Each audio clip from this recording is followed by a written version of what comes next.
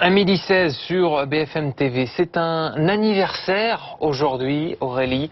Joyeux anniversaire, monsieur Bikini, 70 ans. Son inventeur parlait à l'époque de bombes anatomiques. Rien que ça. Et un défilé est organisé aujourd'hui à l'endroit où il est apparu pour la première fois à Paris.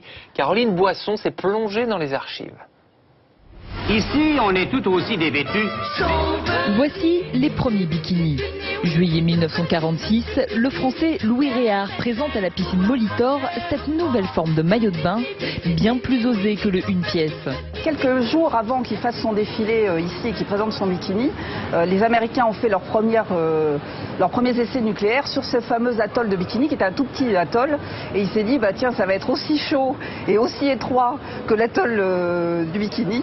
Et d'où le nom qui est aujourd'hui dans le vocabulaire, mais qui à l'époque, évidemment, était totalement inexistant. À l'époque, le slogan promotionnel de ces deux bouts de tissu, un peu sexy, et le bikini, une bombe anatomique.